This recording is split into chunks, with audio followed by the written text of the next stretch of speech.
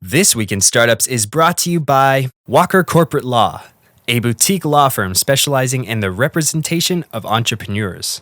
Visit them at walkercorporatelaw.com. And HostGator, your one-stop shop to getting your business online. Your domain name, your website design, even your marketing, they've got you covered.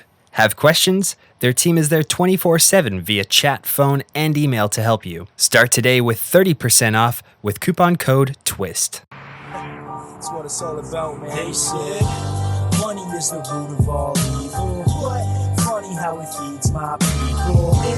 We ain't gonna live like equals until we get the money, spend the money, and defeat you. Yeah, money is the root of all evil. What? Funny how it feeds my people. Yeah. We ain't gonna live like equals until we get the money, spend the money, and defeat you. Hey everybody, welcome to This Week in Startups. It's our News Roundtable edition, back by popular demand. I'm sorry we don't do the News Roundtable every week. We just have so many amazing guests that we do these interviews with, and it's really eaten into the time of the News Roundtable. People love the News Roundtable. We're going to start doing it more and more often. I apologize on behalf of the entire This Week in Startups team. But you're going to love today's lineup. Today we have Ryan Hoover with us, of course, the co-founder of ProductHunt, along with Eric. Welcome back to the program. Hey, how's it going, Jason? Appearance number 4, maybe? Number 4. Wow. Yeah. Look at that. Huh? You're a regular now. I'm hoping to take the top spot. Who's been on the most times? I kind of think it's Brian Alvey's definitely up there, my former partner. He's been on a bunch of times.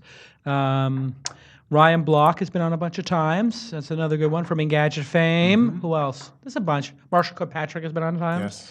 Yes. Kara Swisher's been on a bunch of times. I'm trying to think of the news roundtables where you can really rack up points, right? So you're racking up the points and the crowd loves you. And for the first time, Carmel DeAmicis. Did I get it right? To the crowds. DeAmicis. That's close enough. DeAmicis. You got that. Yeah, there you go. DeAmicis. There you go. A little bit of S at the end. From Recode, welcome to the program for the first time. Thank you. You're not nervous or anything. You're good. You're ready to go. A little bit nervous. Formerly of Gigome and went to Columbia Journalism School and then had a stint at that other place. He who should Pando not be Daly. named. No, we can say Pando Daly. They've kind of jumped the shark, though. A little crazy over there.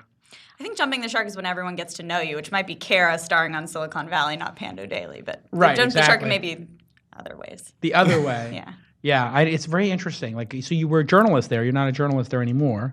I'll just Correct. ask you briefly. Still a journalist. Still a journalist, but it got a little crazy over there for a little bit. I mean, I was friends with Sarah and I was friends with Paul, but Paul's become wildly aggressive, huh? Have you seen him in person in a while? No.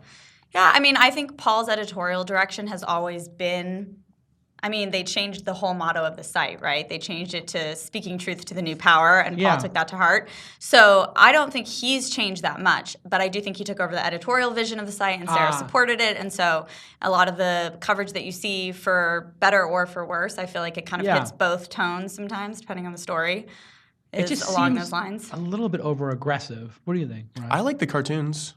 I'll be That honest. is actually true. Cartoons The can be fun. cartoons are You nice. can thank Brad Jonas, master cartoonist. Yeah, those are Yes. nice. But I mean, you know what I think is, like, you put 80% into a story and you get it 80% right.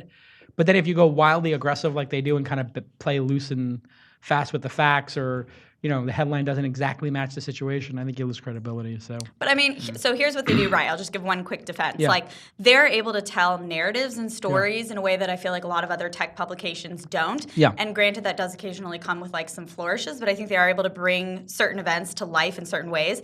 Sometimes maybe it does veer too much into speculation. They would see that as like opinion. But I do think like they're playing a role in tech, especially like Valleywag's gone. There's not really that yeah, many they definitely have publications that are taken like, up the we're- Valleywag mantle. I mean, a little different, but yeah, similar kind of idea of like the critical voice. Yeah, and I think there's being critical, and then there's just like getting the facts wrong. And that's where I kind of draw the line. They were like, Jason's generally soliciting. And I was like, Sarah, I'm not generally soliciting if there's no round going on, and I'm not asking anybody to invest.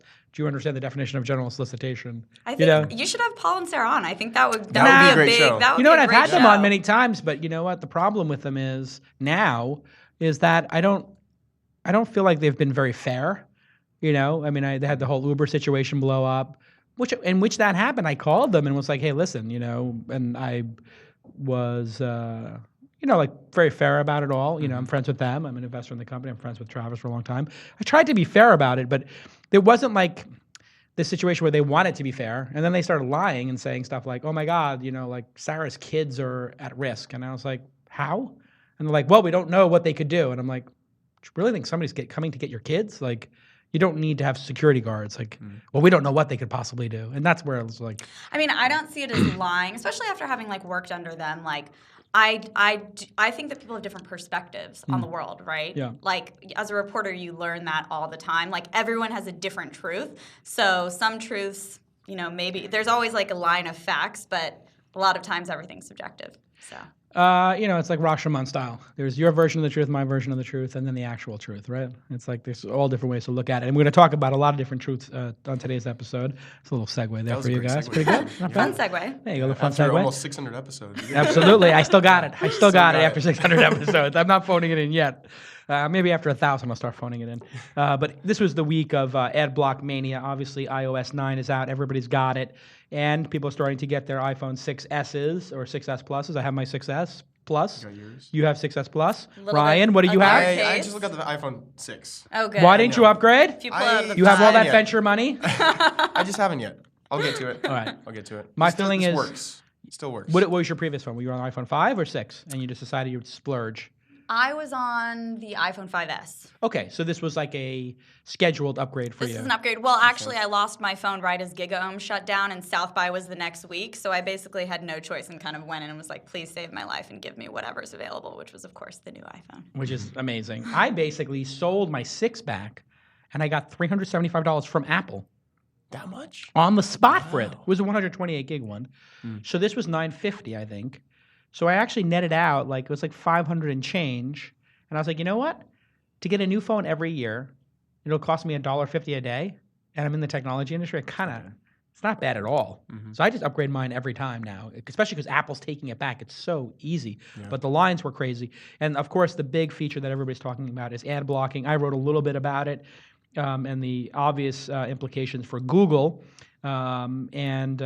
Carmel, you wrote about it as well and the debate. What do you think this means? Is it going to be the kind of situation where publishers are going to have to radically change their behavior, or is this going to be a niche behavior like we've seen with the Chrome plugins, which never really got to critical mass, did they? Yeah, I was actually just saying that to Ryan. I feel like it does depend on whether word gets out to the mainstream audience, and I don't think ad blocking is nearly as sexy as, say, like free music on Napster. Yeah. So I'm not convinced that the wider audience is going to become aware that this is something they could tap into. And even if it is, if you think of all the steps they have to go through just to not see ads, it's like, okay, we have to download an ad blocker, we have to enable it. I think about people like my dad, and like they haven't even upgraded to the latest iOS from like a year ago because they don't have enough room on their phone. So that two-step process is really throttling it. I think it could throttle it, yeah. Yeah, it's sort of like adding an extra keyboard, isn't it? Like where like these Exactly. extra keyboards, Yeah. it's like, well, you need to have your like kid show you how to do it. Yeah. Do you think this is going to have an impact on publishers?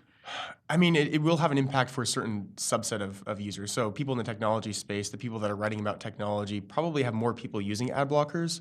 So Pando, take as an example, as we were just talking about, they write about technology. More of their user base is probably using ad blockers. But they moved to subscription. So the yes, information absolutely. is subscription. And this is just pushing, publishers and people to come up with different types of ways of monetizing through native advertising or other ways.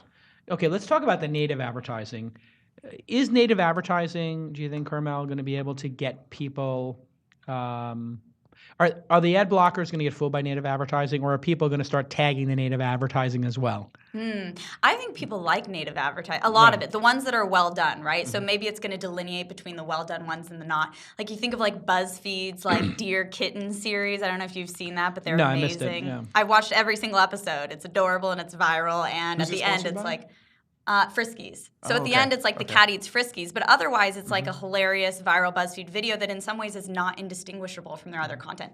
So the best native ads won't, but it's possible that maybe some of the shitty ones that are kind of you know, written by the CEO, like here's our company, an article that's pretending that's actually an ad, those might disappear. So my favorite native advertising, which is in a mobile app, is Snapchat advertising. The lenses or the filters that they put on. Yeah. Some of them are really cheesy, but some of them are kind of fun because you're swiping through and you What's see. an example of one that was cheesy and one that was fun? McDonald's saying like have a McDonald's, have a hamburger or something like that. Yeah. The one So when that's you take a picture, you can put a mayor You can put McCheese on top yourself of it into or the ad. something. And what's cool about it is it's a social experience. You're putting yourself into the ad. So you're actually making yourself part of the ad. You're associating yourself with the brand, which you might like. Of course, the brand loves that because people who follow you care about you. So I think that's one of the more compelling, interesting native advertisements I've seen recently. But now the counter argument is this native advertising does not scale, right? Because you have to make an ad. It takes a lot of time and effort. You need people with editorial vision. You have to have some editorial It can vision. be A lot good. more work for sure.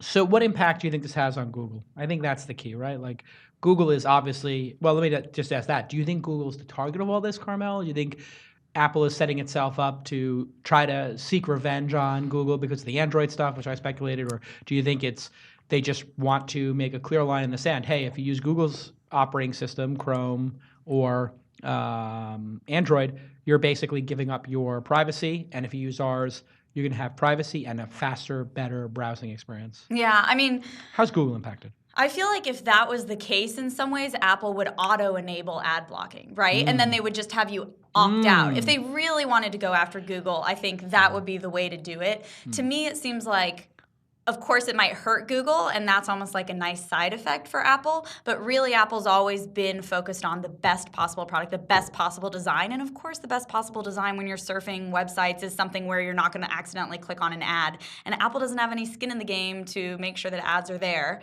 So, side effect gives people the choice. Maybe Google gets hurt, that's fine. But I think if they were actually going after Google, they would have made it the auto. Why, Ryan, wasn't it auto-enabled? And do you think it will be at some point? You brought this up in your article. I think there's risk of lawsuit in that case. I Yeah. mean, Apple doesn't want to directly impact or hurt publishers, especially when they want to build relationships with them through Apple News and other things. So to auto-enable, I think, would introduce a whole lot of legal risk. Yeah, it would be another level of aggression. Yeah. What about, because now we're starting to see Crystal and some of these other ones in the top of the charts. What about when you load them, auto-enabling them? Because Apple is about making things easier to install.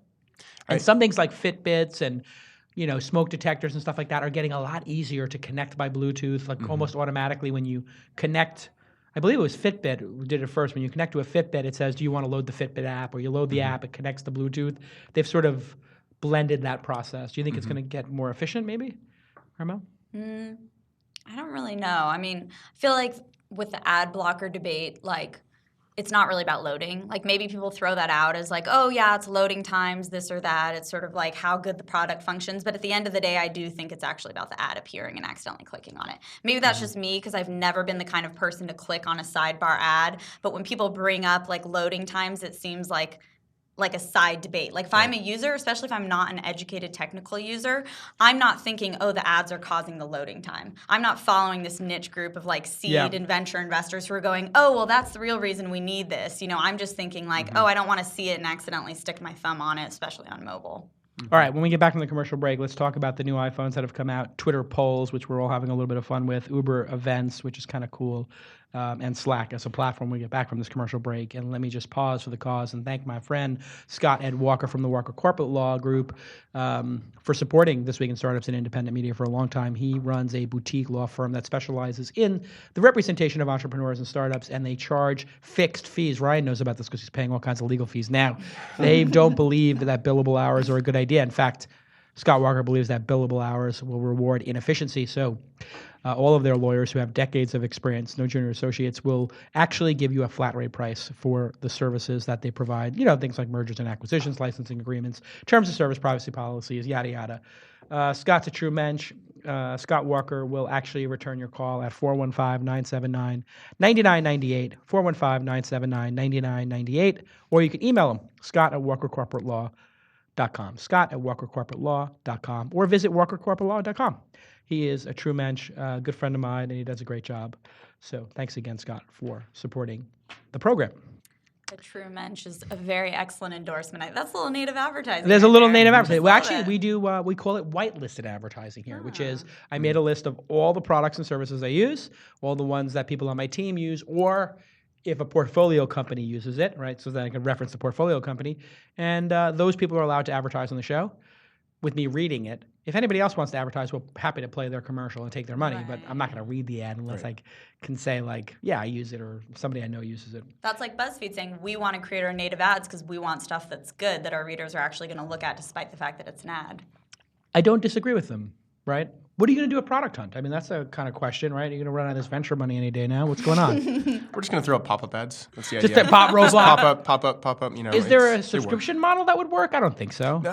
You don't want to do that. Maybe, but Throttle. probably that's not probably how we're going to make most Events. of the money. Do events. Events are fun, but we're not going to make as much money as we need to. No, you need to scale. You got a venture backing. It's Yeah. great if it was a dude business like mine, launches a dude business. Like, Dude business. well, as my friend Phil Kaplan would always call things a dude business, which is, one person, a dude or dudette, launches a business that makes $1 million a year from it, and great. But once you put venture capital money in, you have to scale. And that's what when I was working on Product Hunt as a side project, we were making about $3K a month in job postings, and that was just me and my buddy Nathan on the side working on it. And we were considering turning into a dude business and making some money on the side. We could turn that 3K into probably 5K, 10K. That'd be pretty nice. But like at this point, we need more than 10K a month revenue. Yeah, you have 20 people there now. What do you have? 15? 25. Some of them are Wow, part-time, that was 25. quick. Yeah, That's like a $300,000 or $400,000 a month burn rate. yeah, it's a lot. Trying to Dude, pin are you down getting exactly when the next are you getting round nervous comes. now? I'm always nervous. I could actually tell you in the next round you guys raised $6 million, right? $6 million was the raise. 7.1 total. 7.1, and that was about a year ago. Yeah, October. Ramping up. Yeah. So wait, is there an announcement that we need to know about? I'll announce something, but not He's that. going red. I go red all the time. Everyone Could knows be an this. internal round. You may have done- I think Intrusive Harwitz did the internal round. That's my guess. But what do you guys think? iPhone 6S and 6S Plus. This was the biggest record opening weekend for iPhone sales ever, which is amazing. 13 million phones. I went to Chestnut Street. The computer system had gone down. There were literally everybody with appointments were outside, really furious. And I was like, check your privilege, everybody. You're getting an iPhone 6S. Like, they're literally giving out water bottles as if it was like a refugee crisis in line. Were They're they like, really? are you okay? Are you okay? They were at the Apple Union Square I too. saw it. You took some pictures. Well, because the system went down Saturday morning. Did that happen as well at yours, or? Not when I was Oh, there. yeah. So people who were online had reservations and had to wait half an hour, which, wow, if you have a reservation, you have to wait half an hour. There's a reason to be absolutely irate. And like, they were literally giving out water bottles. And I was like, so I said to the guy, just as a joke, I was like, my appointment was 40 minutes ago. I think it's really cool that you're giving out free iPhone cases to everybody who had to wait over 30 minutes. He goes, we're not doing that, but we're really sorry. I was like, I'm just yanking your chain, dude. I'm just making it funny. But is the phone a big jump, do you think? I mean, I'm loving the camera. I have to say that is the biggest thing. Anything strike you as amazing about this phone? Yeah, so I mean, obviously I don't have the phone. I actually haven't played with it yet, not an Apple reporter, but I was there that day, and I can say that I was shocked, and this was the angle of our story, at how many people basically said they were going in just for the color, which I don't know what that says about like our society and our values, but Or where we are in the phone cycle, like that Maybe rose so. gold. I bought my wife the rose gold, and man, is she happy with me. I mean, she was like, how did you know rose gold was my favorite? I was like, it's the most feminine color they only have. But so many guys, like I talked to this 60-year-old man with a cane who he actually said rose gold or bust, and he said if they didn't have rose gold, he was going to leave the store, and he was waiting in line with a cane. So He didn't get the guys violent, liked though. it too. He didn't get one; they all sold out. Wow. Yeah. Guy. Poor guy. Which Apple wouldn't tell me. Their comms team was like, "Oh, we can't say anything," but we ended up finding out. There later is they one all very sold cool out. feature called Live. I don't know if you guys are aware of this, but you take a photo. If you hit the Live button, then when you show the photo again, if you hold your thumb down on it, it plays a little looped video. So every photo you take with the Live button on will then be a short animated GIF/photo. And my understanding is Facebook and Instagram are going to be supporting this.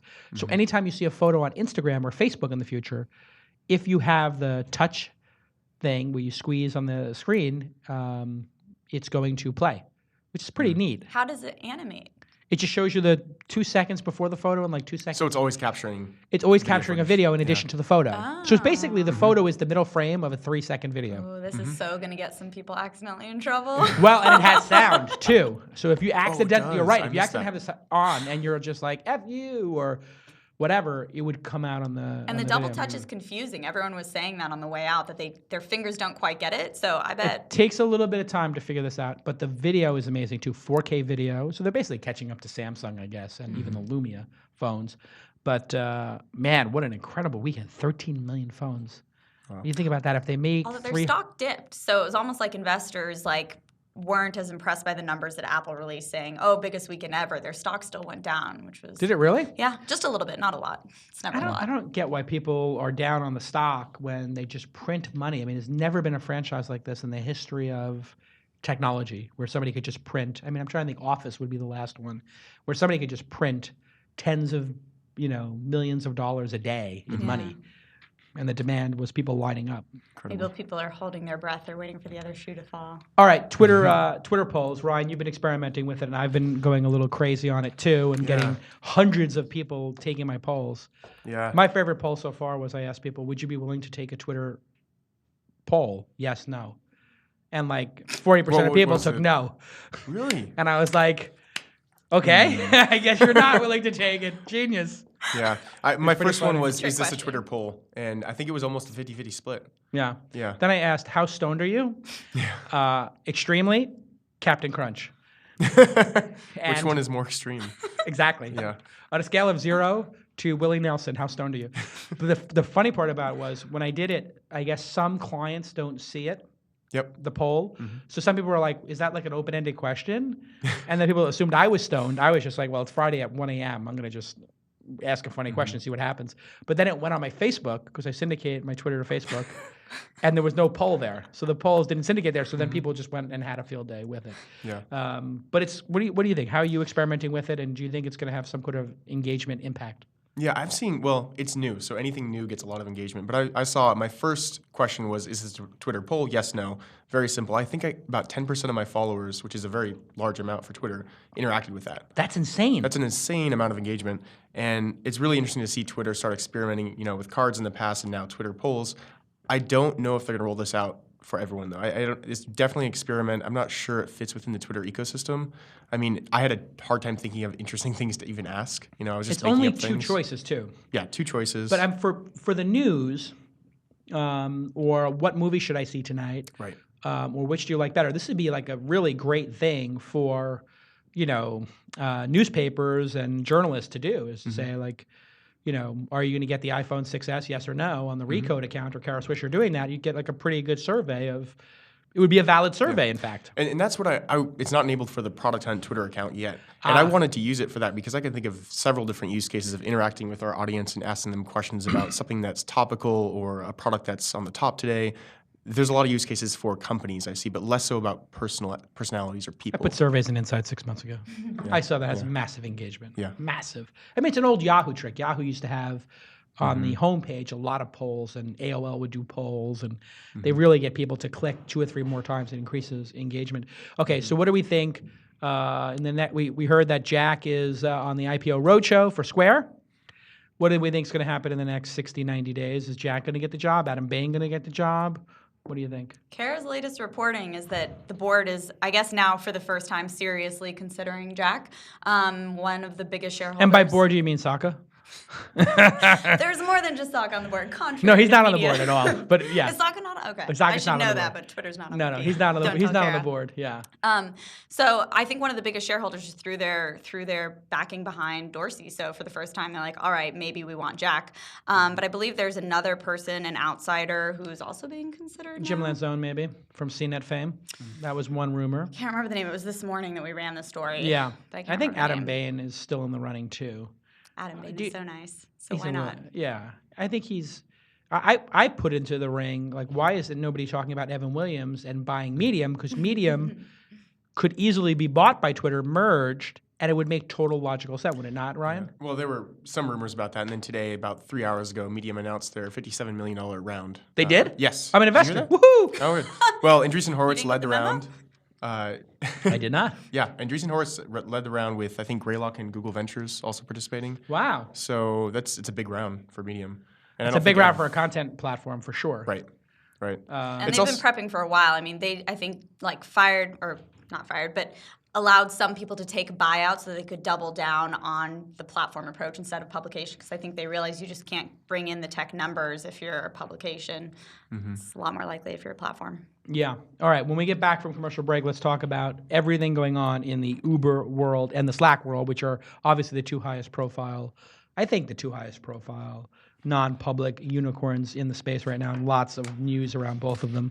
And before we do, let me just stop and thank HostGator. Stop thinking about starting a business and just go do it. HostGator.com for web hosting and your domain name. One-stop shop for online businesses where you can get a one-click WordPress install. And you have an easy setup for your custom email addresses, and they have in-house design, SEO, and PPC services as you grow. It's a seamless transfer from shared hosting accounts to VPS or dedicated servers. And of course, you got that 24-hour, 7-day-a-week, 365-day live support on chat, phone, or email. And our TWiST site is hosted with HostGator, and it's super affordable for us and reliable. And we've had no downtime, which is something I care deeply about. And the support has been excellent, well within 2 hours. Super responsive. And yeah, they guide you through everything. It's pretty clearly explained, all the screenshots and stuff like that. The first 100 TWiST listeners who sign up using the promo code TWiST25 will get 1 year of the HostGator Hatchling package for just $25. That's an incredible deal. So go to HostGator and you'll get the TWiST 25 deal for $25 a year. Includes tons of disk space, unmetered bandwidth, MySQL, databases, multiple custom email accounts. And don't worry, if you're not one of the top 100 people to sign up, you can still save 30% using the promo code TWiST. Thanks again to HostGator for supporting independent media and hosting thisweekinstartups.com. Everybody thank @HostGator on their Twitter handle. All right, that's how you read an ad right there. Well done. And I'm losing my voice here. All right, so tons of stuff going on with Uber. This Uber events thing, to me, I read about it, and it's pretty interesting, Ryan. Explain to people what this Uber events platform is. Yeah, so I think people have seen this before. They've gotten a coupon for some event they're going to saying, hey, we're sponsoring your ride through Uber. Use this code and you'll get a discount. And so Uber is providing this platform for certain partners to basically create these codes for their user base. So it could be the launch conference, for example. Yeah. You could give these codes out to all of your launch attendees or the speakers, and then get a free ride to the event, which is really interesting to use, Uber as a marketing tool to an extent, and a way to get people to the show, and they're just leveraging these existing massive audiences like at the launch conference and others. So yeah, and they've always given me codes to give to people to come to the hackathon for free. Yeah. But what's interesting about this is they're giving the interface to the event producer, so you can include in your ticket to the Recode Mobile conference coming up. Hey, if you buy a full fare ticket, you get $100 Uber credit to drive you down to the Ritz-Carlton or wherever it is. Pretty interesting, no? Yeah. Are you coming? Can't promise. When is it? It's November. It's October. No, it's in I think next week actually. Oh, is it next week? Yeah, I think. I don't know if I have an invite or not. I didn't get my little press invite. Got to talk to the Queen about that one. I don't have control. Yeah, somebody got to send me an invite. I generally, here's the thing. This is what happens in your career. When you're coming up, you want to get into every event possible because you're just trying to meet the people who are on stage. Then you start getting invited to be on stage, and there's too many events to go to that are inviting you on stage to speak. So then going and attending event becomes like, well, if I'm going to go to an event, I'm going to go to an event I'm speaking at because I'm turning down 10 speaking gigs a month, and some of them are paid. So to actually go pay for an event is crazy. But I was just looking at the Summit series. I had a startup that was telling me they bought an $8,000 ticket to startup and the Summit at Sea or something. I have some friends going, and I thought about. Are they paying $8,000? I don't think they're paying that much, but it's. Well, here's the thing: you basically they will, if you're a rich person, it's $8,000. If you're anybody else, they give you 5 or 6 or 7. Yeah. But you would never do that, right? Yeah, but I mean, honestly, it's. Part of it is actually really good networking. There's a lot of amazing people there, but for that much money, and also to take that much time away from your startup. Yeah, take 5 days off from your startup and pay 2 of your founders go. It's $16,000. Yeah. So I just told this person, what are you thinking? The reality is, it's actually costs you more than the money in the ticket. Like your time is worth more than that typically. The week of time, your competitors are going to kill you. Yeah. But it also depends, right? Like Ryan has built up a really good network, and so he doesn't necessarily. You don't really need that in order to be able to especially even when you were just starting, you knew a lot of people, you knew people who knew people. I think there are plenty of people, especially internationally, who don't know anyone. They can stop in, meet a bunch of people, and kind of get that going. So maybe you don't do it every year, but maybe you do it once. Listen, if you're rich, who cares, right? But if you're a startup, that's the thing I think is weird. And then I got another report this week from the Web Summit, the kid Patty's conference. Have you been to that one? I haven't, no. That we're charging $10,000 to startups to come to that for a table and for access to angels. So they've totally gone to the dark side in charging startups to get access to angels, which is kind of disappointing. If you're a founder, by the way, and this is a real legitimate scam. I don't know if you've had this happen with young startups or some of these other conference producers. They email you and tell you, you've been nominated. Right. Then you apply. then you do a phone screening, then they congratulate you on being accepted, then you fill out your paperwork, then they send you a bill. Yeah. You've had this happen. Yeah, I've had emails where they're like, congratulations, you've been accepted to pay $10,000 to open up a booth. And I'm like, what? I think What? This is a sales email, is what It's it really a is. scam, and it's, you know what, the really interesting thing is the Screen Actors Guild has a specific policies about this, that if you're a director or a movie studio executive or any way involved in the actual legitimate Hollywood and you do something like this, you'll be banned. It's sanctioned.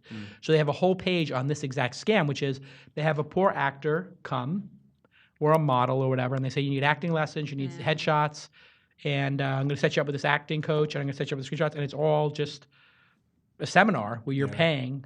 Now, listen, conferences cost money, so I don't expect people to give away free tickets like I do to everything and not make money, but it does seem super predatory.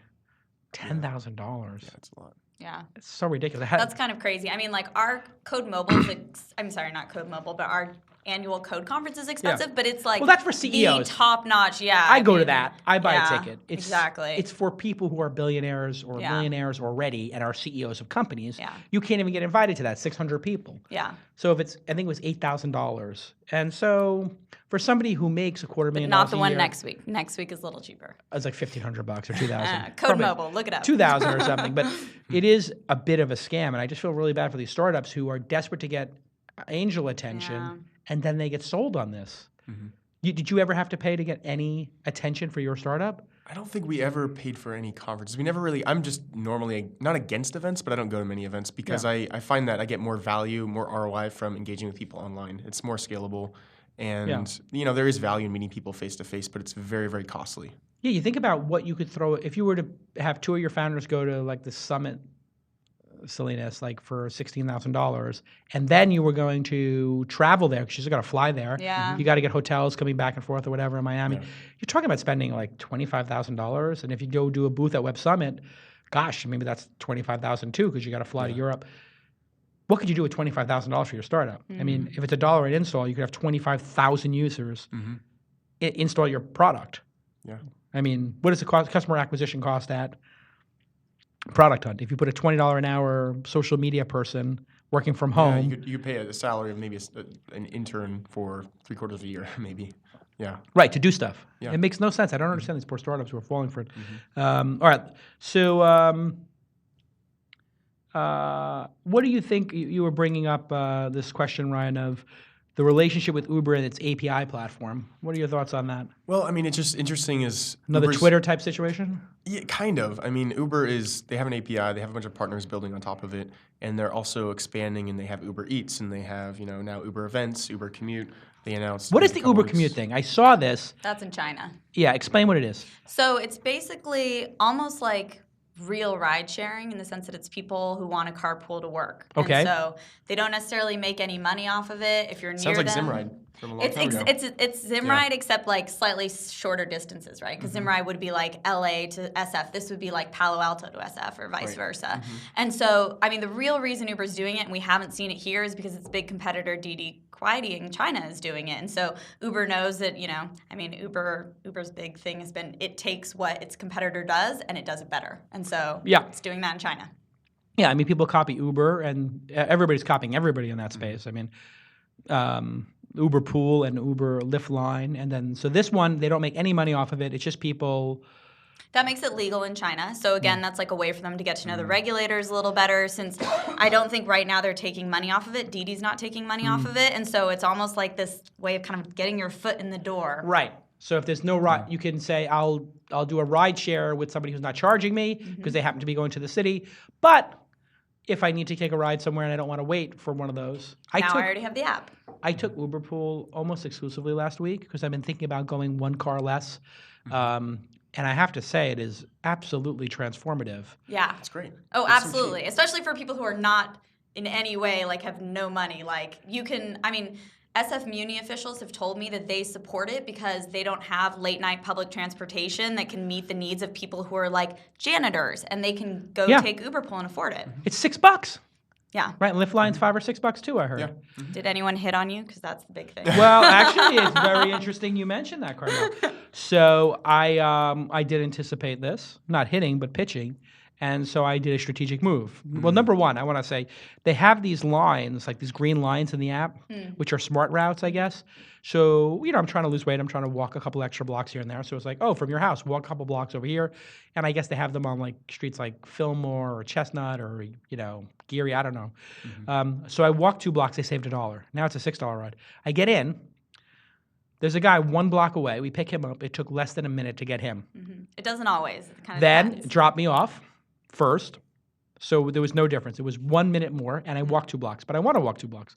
Then on the way home, we picked up somebody, dropped them off on Union, and then dropped them off. It was no difference either. It was the pickup and the drop-off was along my way. So it literally took the time for the person to get in and out of the car, which was under a minute. Yeah, but you'll see like the algorithms are different. Like if you're going certain times of day, they're going to make sure that you're only matched with somewhere it's a minute away. If it's 11 o'clock at night, they're like, you got a little time, we'll send you 6 or 7 minutes out of your way. Oh, really? Yeah. That I haven't experienced yet. Yeah. But I do it everywhere, so I kind of get all the variations. Well, I was just starting to do the math on it. It's $10 to park here in the Tenderloin. I give a $4 tip. It's $14. Sometimes I give a $5 tip. I try to be a baller. If you got a Tesla, you can't be giving the guy $1, $2 tip, right? You kind of look like an idiot. Just say you're renting it. What's that? Just say you're renting it. Exactly. Yeah. So then Lux was costing me, when Lux came out, it was $14. Then Lux raised the price to like $18 plus tip. They wouldn't accept a tip originally, so I was like, wow, these idiots are parking my car for the same amount it cost me to go to the lot, and I could just be dropped off and picked up from my office. I assume Great. you're not an investor in Lux. No. It was obvious that wasn't the actual price. Right. Then the price shot up to $24, $18 plus tips, and then you're putting an extra $4 or $5 in, so now you're $25, $30, We don't have cars, so. depending on where you are. And so I was like, wait a second, this makes no sense. And then I started taking Uber Pool, and I was like, wait a second. I can get in the car, make phone calls, do email, be driven for $6 or $7, so $13, and parking is $15. And I don't need to have a car that costs $100 a day, or $50 or $75 a day, whatever the total cost of a Tesla is over 5 or 6 years. This was a revelation for me. Like, it actually has happened. The cost of owning a car is greater than the cost of taking Uber. I have a butt, though. Do you have a butt? I have Because a butt. I did the math and I couldn't figure out. Go with your butt first. Go with the butt, Okay. yeah, by all so means. the butt is just that Travis Kalanick came out and actually admitted at Salesforce that Uber Pool is its least profitable Of course. part of its company. And so the question is, like, would it be profitable if it matched on every ride? Because that's, like, what it's going towards. But, like, I don't know if it would be. We don't know. Well, you might know. Actually, you might know. Well, Tell us. here's the thing. I don't have any inside information on Uber specifically. So when I talk to Travis, I talk very high level. Yeah. And I don't ask for inside information. I don't email like the, investor relations team and ask. I literally couldn't tell you the official numbers. Although like sometimes I'll have dinner with Travis and he'll tell me the numbers, because I don't ever want to be blamed for being a leak or something like that. And I'm one of the higher profile investors, so people assume I'm the leak. I don't want to be assumed the leak.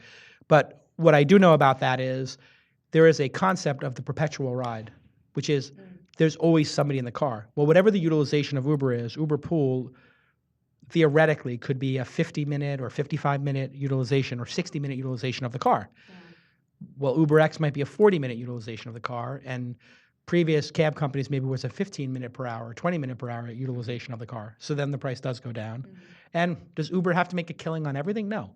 So that's the other thing about having scale is, like you were saying with this, the DD stuff, they don't have to make money on everything, right? You could lose money or break even on some things to build up your user base and build up the network of drivers. Yep, exactly. There is an interesting risk, though, I guess, with Uber. I mean, Uber is leading the way in the U.S. at least with this service, but then there's Lyft behind it, way behind it.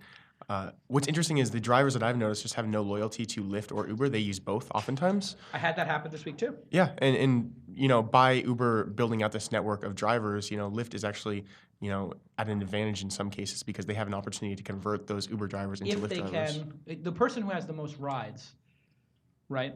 The most riders, I should say, is the winner because they have the most demand. But you're right. Anybody can switch at any time. This is why I think people get a little ahead of themselves, like Uber's dominating or whatever. Uber's as good as their wait time.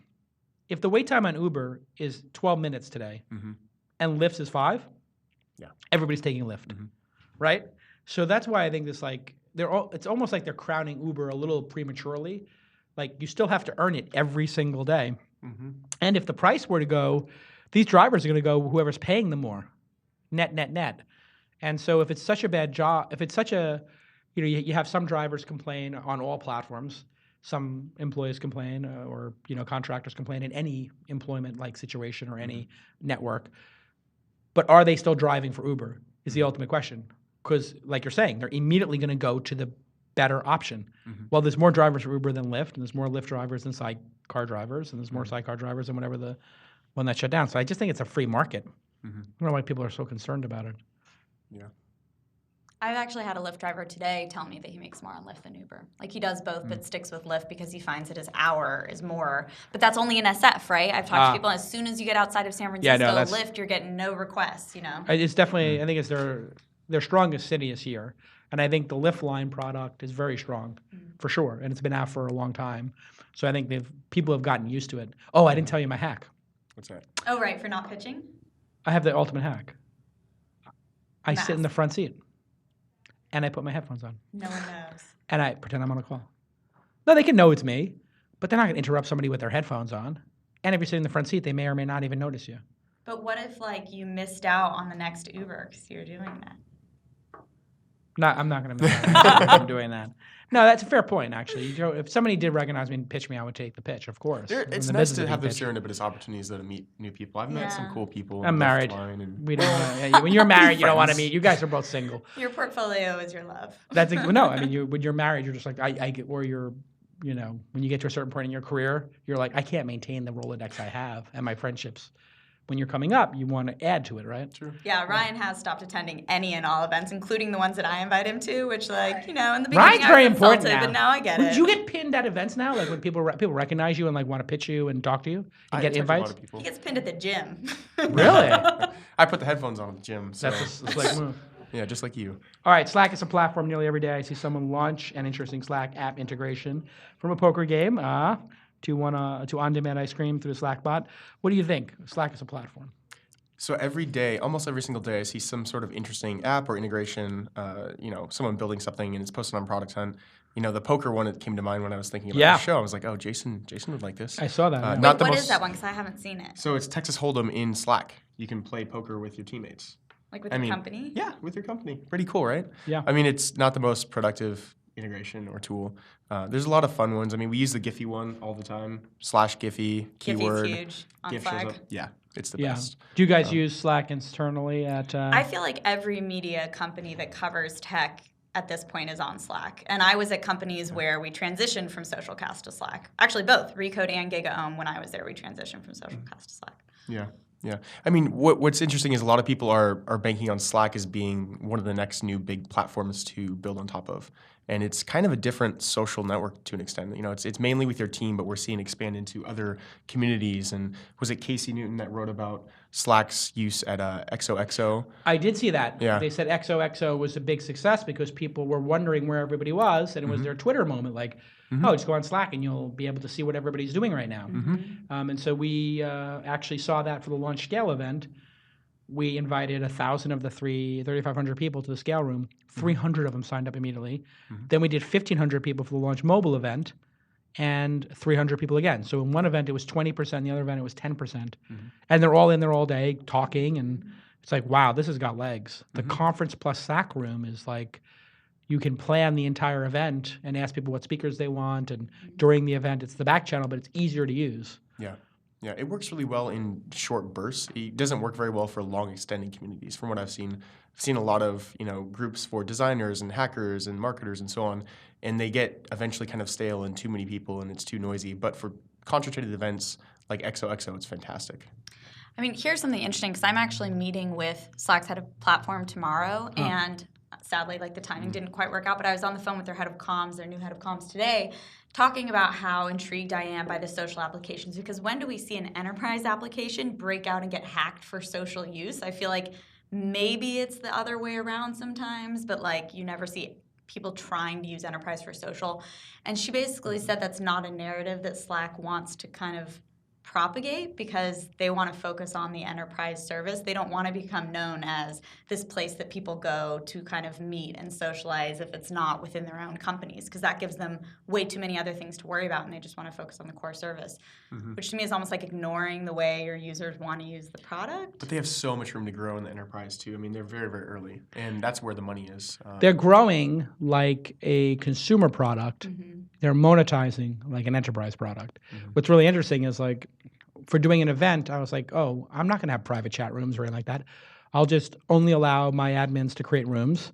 And then if somebody's a jerk, but how would you ever have a conference for 1,000 people, pay $5 a month per person? It would be $30,000 a year. No, it would be $60,000 a year. It'd make no sense, right? That's $4 a person per month, I think, or $5 a person per month, something in that range.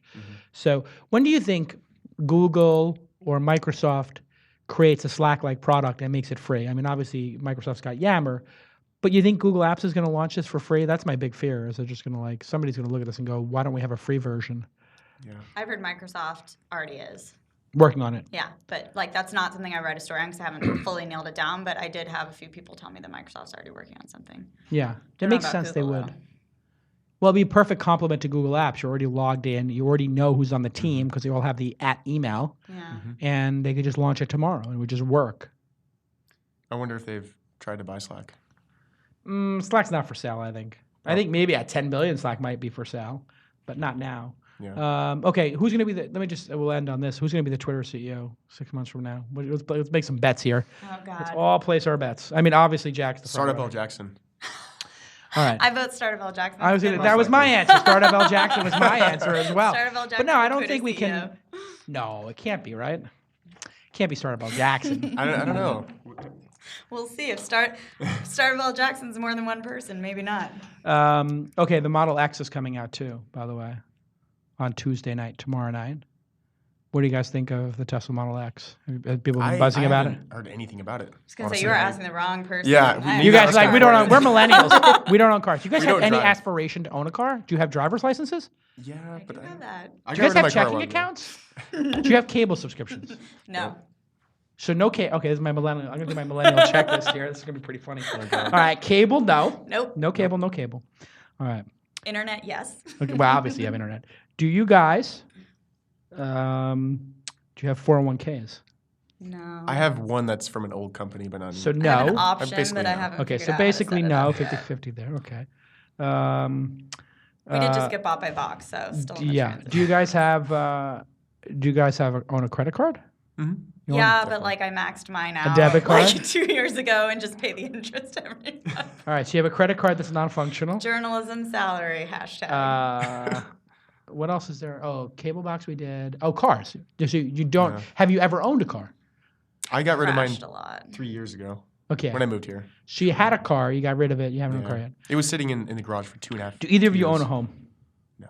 Have either of you lived at home for any period of time after graduation from college?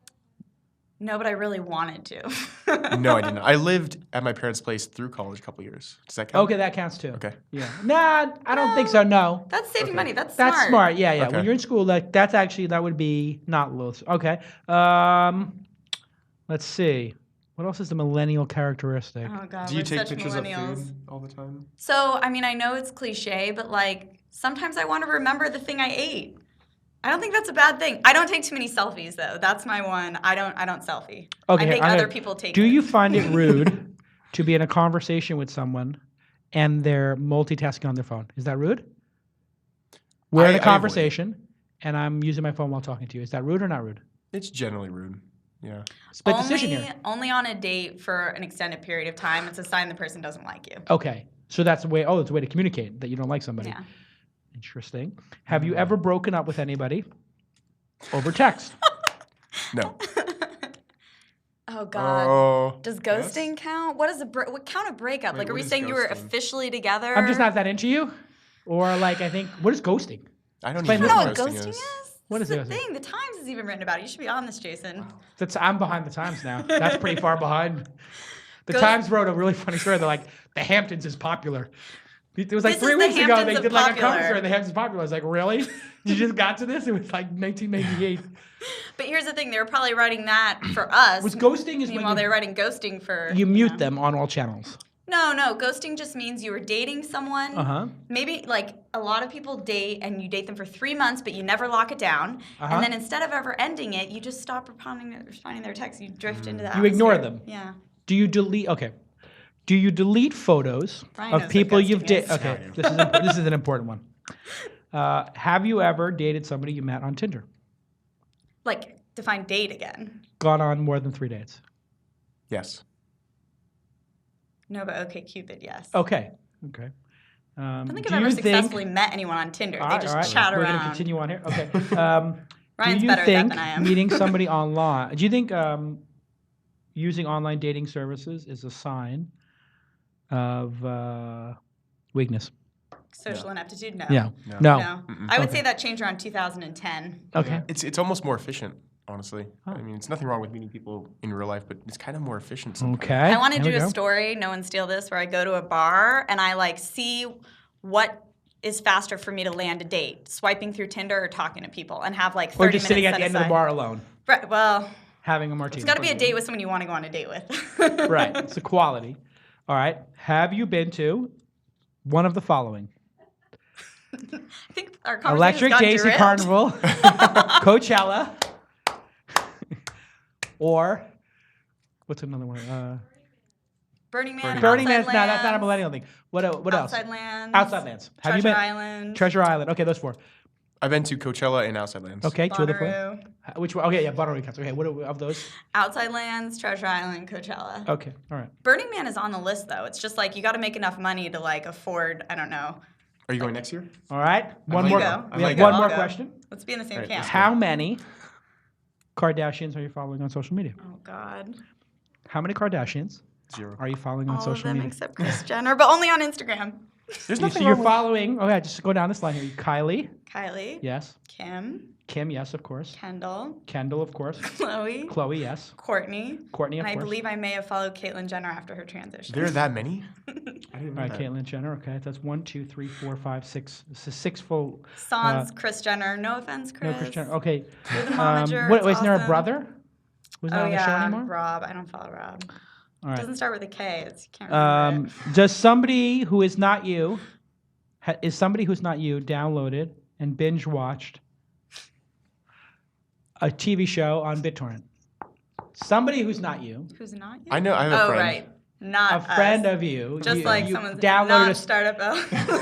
somebody who's not started. Have you downloaded a show of BitTorrent? And Have you? And somebody who's not me has. I'm sure. I actually, as a kid, I used to pirate all the time.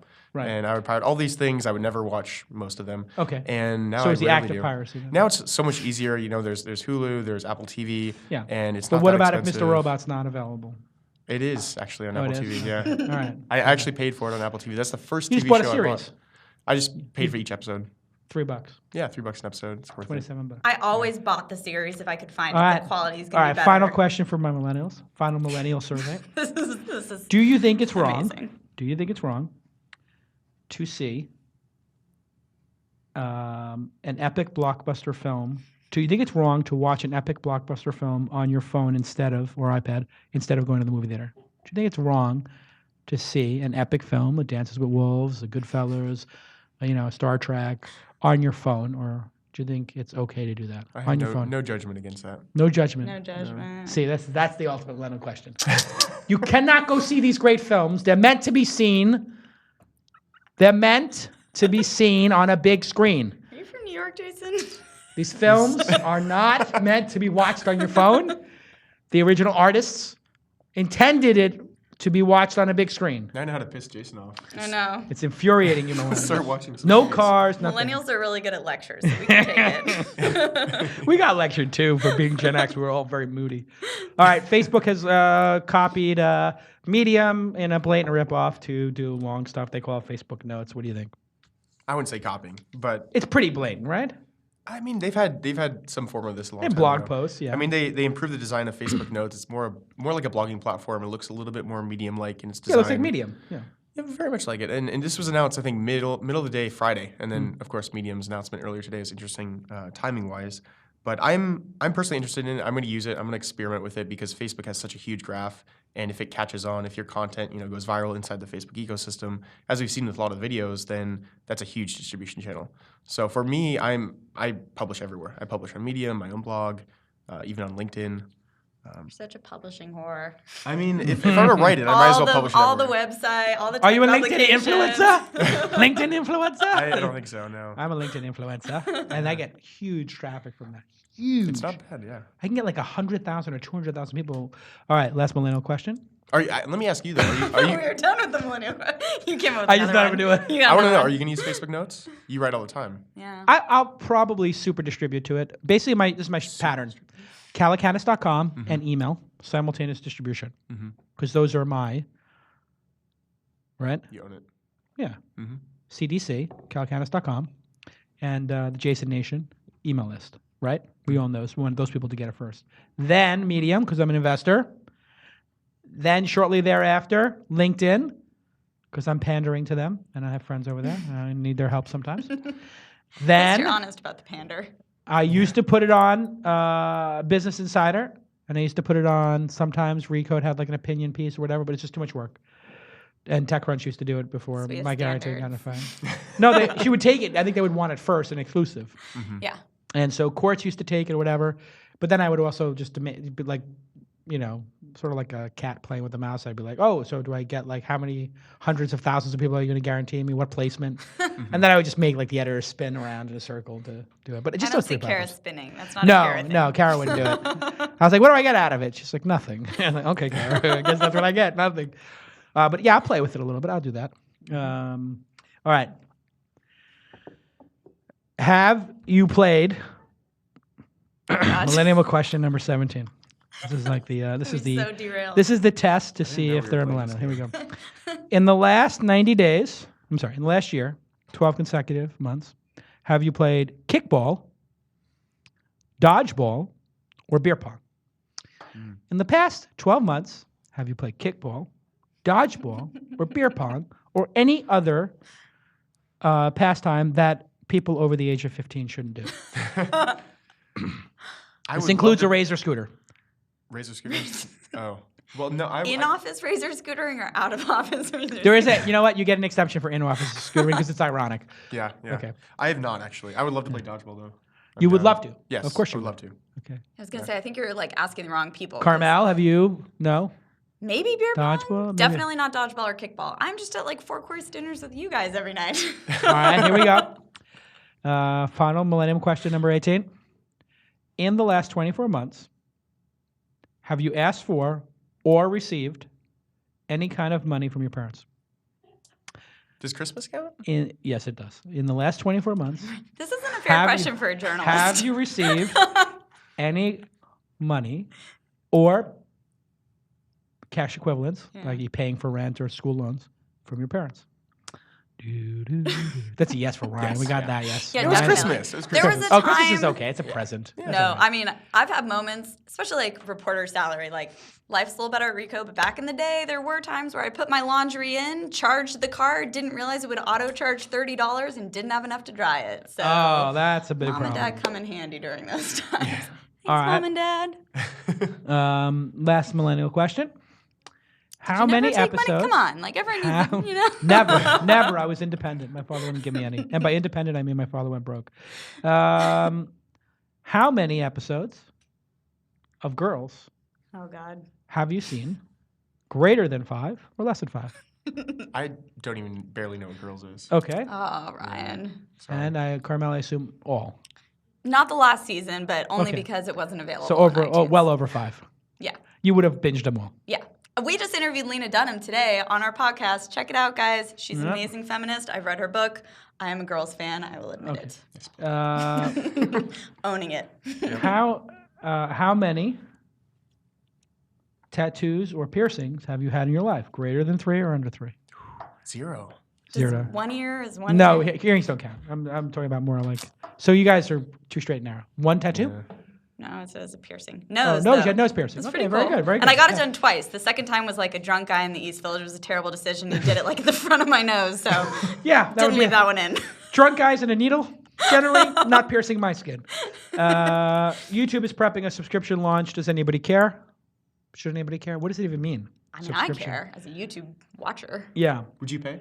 Hell yeah. I just To get paid rid for, of the skip the ads. Yeah. I just paid for Hulu, like subscription, best decision of my life. I have a Hulu switch. Did you pay the extra like $3 to have no commercials?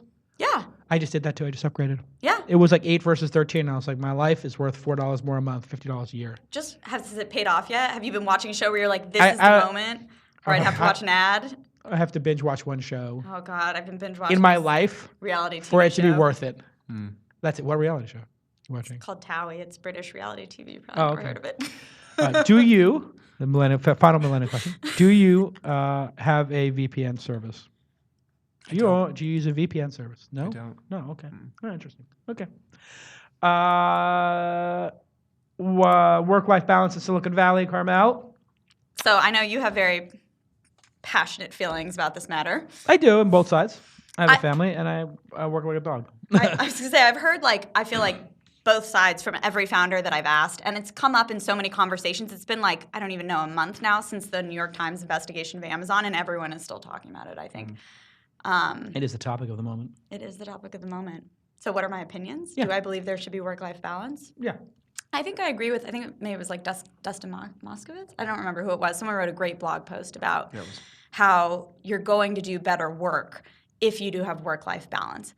And I think people believe that in theory, but there's a difference between believing that in theory and putting it into practice. Yeah. And so, I do think that there's a lot of companies. I know Uber for sure is a culture of incredibly hard round-the-clock work, and understandably it's led them to do many things, but it's also led them to burn out employees and turn over really high rates. So maybe it depends on the company, right? Like, what are your goals? How and the fast moment do in you wanna time in the grow? company. Like, does Facebook, I wonder if Facebook today is as cutthroat as it was back then.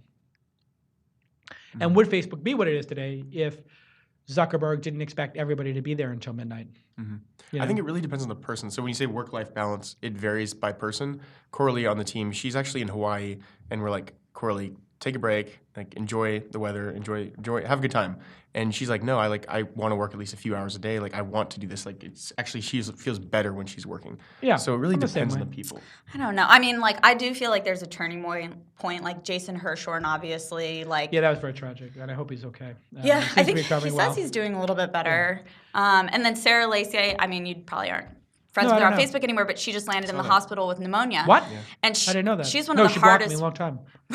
She's one of the hardest workers I know, and so Oh, that's terrible. I'm I sorry. do think that some people it takes it getting pushed that far to kind of I don't know. When it's Well- your baby, you want to lose yourself to it. I think. I have a friend who actually suffered burnout very severely, to the point where he couldn't read his Twitter feed. He actually had migraines by reading his Twitter feed, and he had to take a medical leave off for a while. So it's really serious, and it's something that a lot of people run into, and it surprises them really. That's why I wrote the piece that you don't have what it takes piece, which I think some people got a little upset about. Most people, I had a couple of billionaire, very successful people write, this is the most accurate portrayal of, the reality of being a startup founder, which is, if you're the person who starts the company, you really don't get a break, and you can't have a break. And then all these people who think that they can start a company and then go to the, Summit Sea Cruise, and that's what it's about. You're just not going to survive. The odds are just you're in the thick of it now. You understand what it's like. You raised a big round. It feels like You're a charge, pre-revenue, so it feels right? like- You have good growth, but what's the amount of pressure you're under right now? Yeah. Well, it's the pressure comes from the reality that there are more than just you that you're fighting for. It's your team, it's your investors, it's a lot of people that are depending on you. So It's heavy as the head that wears the crown, queen or king, whatever the case is. And I had a couple of people who were upset. They're like, usually you're very supportive of founders, and I'm like, I'm still supportive of founders. When I tell a founder they don't have what it takes, it means go work somewhere, get some skills, and build yourself up to the point at which maybe you have the wherewithal to actually take on a startup, which might require you going bankrupt, or going without a salary for a year or something crazy. They're not ready for it. But I do think destroying yourself. Maybe there's peak moments, a month where you need to be like that, but you've set up really good boundaries around just tiny chunks of your life where you're like, I'm going to protect this part because it recharges me. Yeah. Or like one of the Mattermark co-founders, after kind of the whole Amazon piece, started like going swimming for exercise in the middle of the day, and it improved his workflow immensely. Yeah. So No, those last 2 or 3 hours, I think, work against you. They just create more anxiety and stress. That's why I don't. I think being goal oriented as an organization is better than being like time on site oriented. yeah. But then there's a bunch of people who are just phoning it in, who really aren't founders, who really aren't putting in the effort. Want to name some names? No, you'll know them because their companies will go out of business quicker than people who don't. I mean, it is like, I think the free money environment is ending, and not because there's a lack of money, but what's happened is there's too many companies. So, you're up against ProductHunt's performances or Medium's performance. Excuse me, how are you supposed to come into a VC and say, well, I don't have performance right now? The VC's looking at 5 companies with performance, Yeah. and they can invest in 2. But like, are you saying the Zertool founder went out of business because she didn't work hard enough? No, that was not a hard work issue. That was, looking at it now, as more and more information gets uncovered about it, and I was an investor, and it's still like an open kind of situation. There's a lot of things still being discovered and worked on. I think it was really a lack of guidance from the board level, and there was only one other board member.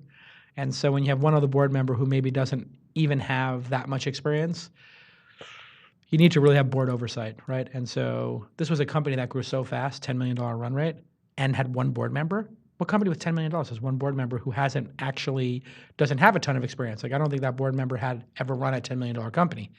So that's really was the problem, is I think these party rounds where nobody's in charge, no venture capitalist, all these YC companies are coming out raising $1 million or $500,000 or $2 million, and there's no lead. Yeah. And there's no board seat. And entrepreneurs are like very proud. Yeah, I don't have any board seat. I control everything. It's like, okay, so nobody cares about the success of your startup. When things go bad. You backed Zertool, so like, why wasn't that something that you kind of? Well, I was a minor investor. I'm an angel investor. Right. It's slightly different than a VC. So a lot of times, but I was available to the founder. Yeah. Right. But I don't. You wait for people to come to you. In some cases I do. In some cases I do proactively email people. But this is the thing as an investor. You can't. It's a good question. You can't be overbearing as an investor. You can't be calling every day. And you have to kind of wait for them to ask. If you're in a board position, that's completely different. So I wasn't on the board there. I wasn't asked to be on the board there. But I am thinking about that a lot with the companies that I have that are becoming successful. So for Home Hero, which is becoming really successful, and other ones, I did look at them and say, hey, do these have proper boards? And they do. Yeah. And I do think it's important. And that's going to be the big roadblock, is there's not enough VCs to fill all the great boards that need to be filled. So the Series A crunch is kind of happening. It's a function of the lack of, investors to take board seats. Not money even. There's plenty of money.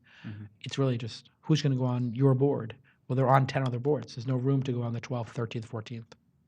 That's where this whole thing's going to come apart, if it does. Right. It's just no adult supervision. You have a lot of first-time. You're a first-time founder. How many mistakes do you avoid because you talk to your board?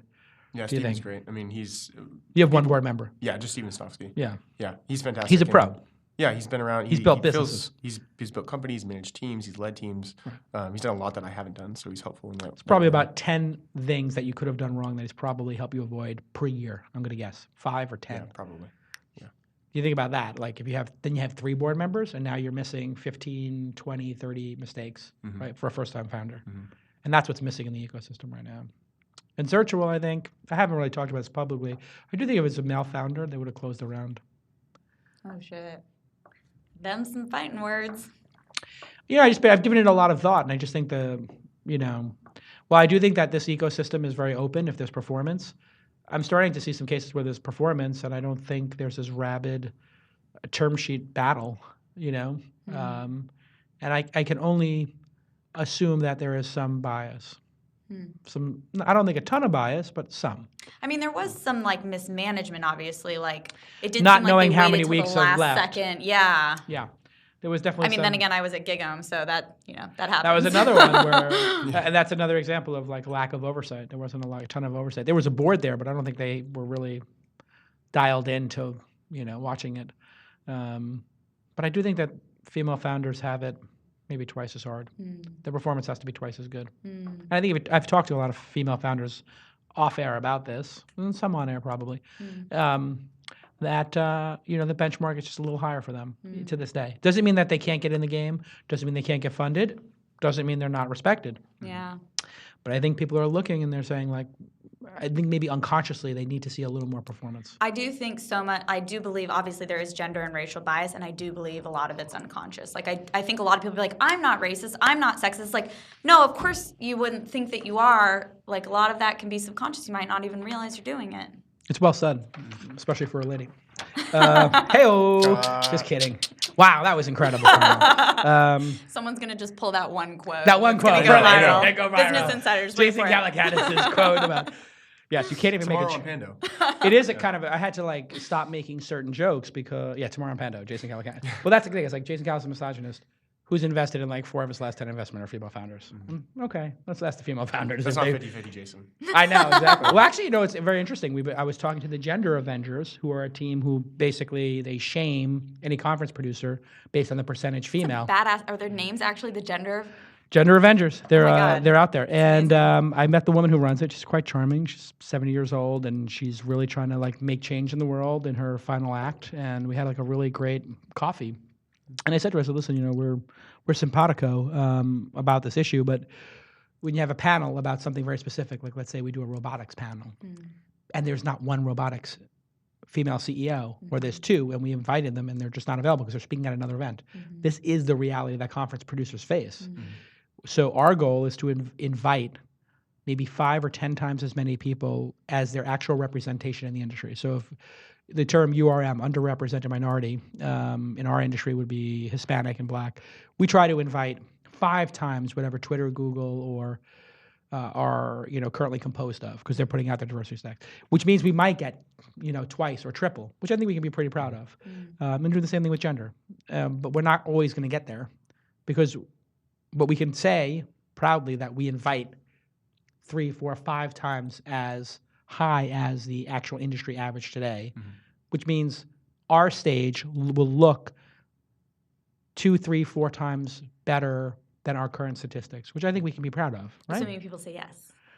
Yeah, but I think even if they don't, if we invite 3, 4, 5 times, we generally get double, triple. Yeah. So, you'll never see an event we do or a panel we do where it's, 4 males and 1 female. You might see 3 males and 2 females. The best is like 5 men on a panel about female entrepreneurship. No, that happens to me all the time. I get invited to speak on female entrepreneurship and diversity, and I just say no, because I'm like, this is the total setup. Like, you put the white guy on stage. Well, at Dreamforce, I don't know if you saw the article, but it was on the next one. They this is the interviewed the worst. YouTube CEO, and they asked her, Susan Wojcicki. yeah, how many children she has, and are they all from the same father? See that? See what I did there? Are you a slut? Tell us. But here's the thing. I'll tell you the thing about Salesforce. They hired Gail King, Yeah. who I'm sure is a nice, delightful person. Yeah, I don't think this was Mark Benioff's plan for how that was going to go. No. And Mark is a complete mensch. The hospital I went to with my wife has his name on the side of the building, for when we have our next child. Like, this is a uber mensch, Mark Benioff and Ron Conway. Thank you to those guys for sponsoring the building down in Mission Bay, the San Francisco University of San Francisco? Yeah, University of San Francisco's medical facility, paid for by internet people, technology people. What were we talking about? But one thing, Dreamforce, Mark Benioff. So anyway, Gail King. So they hired Gail King because, hey, she interviews people. She's got an interview show, and she's famous. Yeah. She's friends with Oprah. And then what happens? Well, she's a celebrity interviewer, Not a tech interviewer. Not a tech interviewer. So she has nothing to ask about, VR on YouTube. So she goes to the standard set of questions, which is, it was a panel about women and business. Yeah. So women in business, bringing up children is valid. Fine. But then you're bringing up the number of children. Okay, now we're in the gray zone.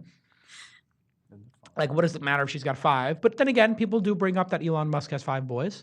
So it's not completely invalid. I mean, having 5 children is double or triple what the average family has. So that is an outlier. Okay. Although I think the way she introduced it was like, of all the things you've done in the world, the most thing I've that was true too.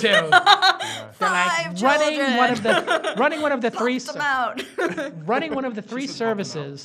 No, my narration. A little ad lib, but it was like, yeah, you run one of the three services on the planet that has over 1 billion people using it a month.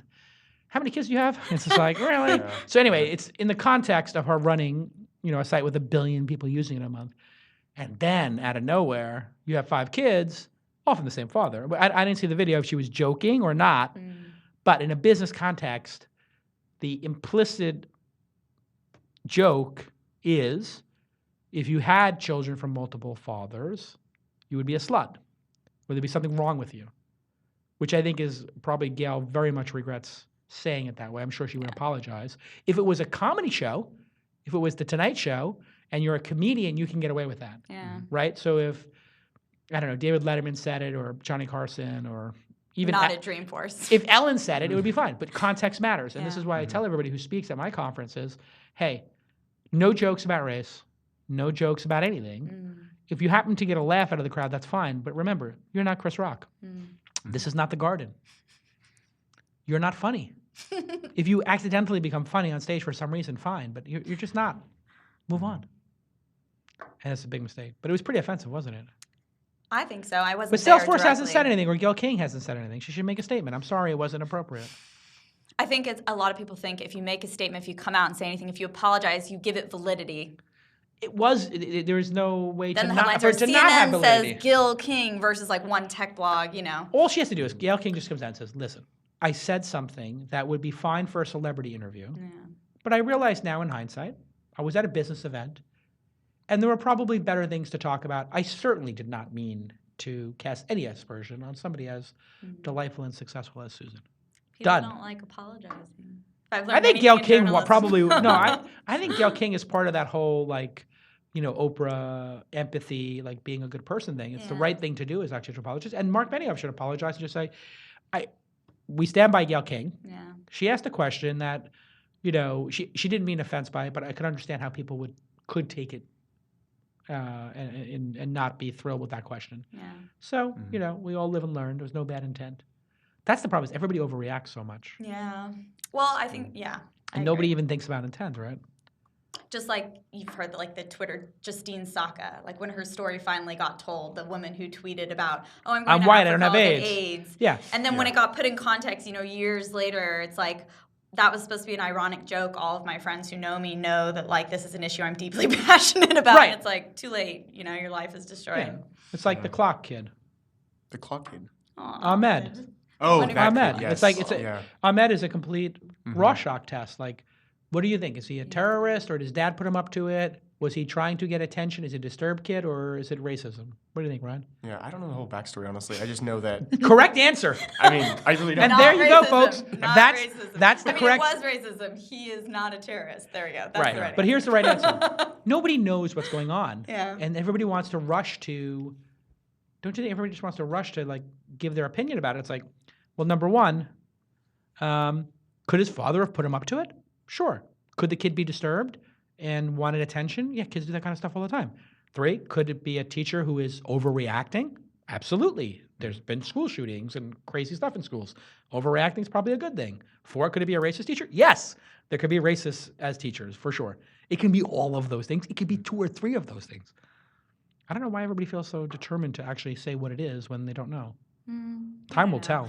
So I guess something about a clock. I feel like there are issues of racism in this country, right? So for sure. But you're right. None of us are. As a journalist, I experience this all the time. If you're not on the ground seeing it happen, even when this is why I was telling you, there's subjective versions of truth. We could all watch that video of Ahmed bringing in his clock and see different things. Sure. There are different versions of truth, and maybe the only thing that's true is he brought in the clock. There are different versions. So you don't think that Uber it was threatening. Sarah Lacey does. There are different versions of truth. It's difficult to know.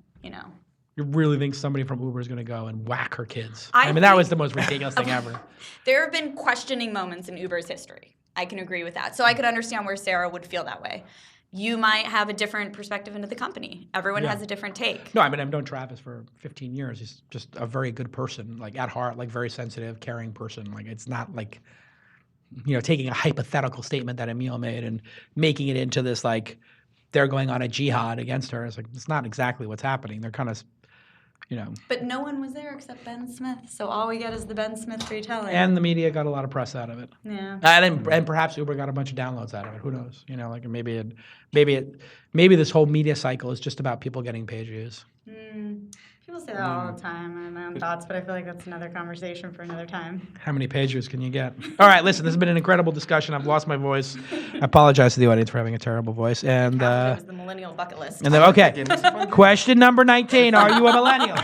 Are you? What did I miss? What's a millennial behavior I missed?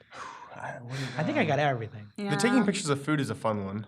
That's pretty good. That's like more of a, now this might sound sexist, but it's more of a female millennial thing. Oh, is it? Yeah. Yeah. Don't call me sexist. Have you taken a selfie with the duck face? No. Ever? Of course. But that's an amazing duck face. I feel like you've done it. Maybe that's in a private. Zoolander right there. That's your That's Snapchat. my Zooler. Yeah, that's what is it called? Blue steel? Blue steel. Nice blue steel. I got you. My blue steel. Can we get that into a GIF, please? Yes. Absolutely, gift that Someone out. gift that right now. please. Make it happen. All right, Ryan Hoover of Product Hunt, you're awesome. Go to producthunt.com. I am not going to give you an invite. I'm one of the most followed people on the service, right? You're up there. I'm in the top 10 for sure. Yeah. Wait, you didn't talk about his podcast. Oh yeah, you're launching podcast tomorrow. We're launching podcast. So this is actually the first announcement right Oh, now. wow, And I great. know some people are watching the live stream. Yeah. But yeah, today, on Tuesday, which is tomorrow, we're launching podcasts. So it's people our- just submit a podcast or an episode. It's or a actually clip? it's going to be episodes. So everyone else Huh. is focusing on discoveries of shows, like when you go to iTunes or when you go Yeah. to Stitcher or Overcast No, and so it's on. more about the episode, right? This is about episode discovery and discussion. I might have a great episode with the guy from The Martian. Or a great episode with Carmel and Ryan. For maybe. sure, Might News be Roundtable. on Product Hunt. And so the idea is we don't submit it every week. Somebody submits it every week. You might submit it, or someone in the community, if they find something cool, And then submit it's it. we'll see who gets voted up to the top. Yeah. Just Exactly. like books, just like tech. Just like everything But is else, it yeah. going to be all podcasts or just tech and product related? It can be anything. There's this huge like wealth of podcasts, like a lot of eclectic, weird ones that never Yes. get discovered. I know. And so I'm hoping that some of those will rise to the top and Me get too. discovered. I'm submitting Kara and Lena Dunham because who doesn't want to watch Kara interview Lena Dunham? I want to see that. Yeah, absolutely. All right. And Carmel. Here we go. DeAmicis. DeAmicis. Nailed it. DeAmicis. I think that's better Carmel when I say it. DeAmicis. There you go. It's Italian. It's Italian. There you go. Carmel DeAmicis. I knew a girl named Carmel DeAmicis up on 18th Avenue in Bensonhurst. The DeAmicis? You come from Bensonhurst or no? DeAmicis? No. Queens? Oh, you're from Queens, really? My dad's from Queens. Oh, Parents from really? Queens Where? and Flushing. Astoria, Flushing? Okay, Yeah. that's my second choice. Well, Yep. very nice. But you didn't grow up in Queens. I grew up then? in Southern California, but I got a little bit of New York soul in me. You Lived there do. for a You do couple have years. you got a little attitude. Little fight. A little bit of fighting, yep. Everybody, you can follow Carmel DEA, just like the Drug Enforcement Agency. You guys watch Narcos on Netflix? Oh, watch that. Mr. Robot? Yes. Yes. Yes. You haven't watched Mr. Robot? No. You should. Ugh, Too you gotta busy watch watching it. Towie. British reality. Oh, really? All right. And thanks, Jackie and everybody. We'll see you next time. Bye-bye.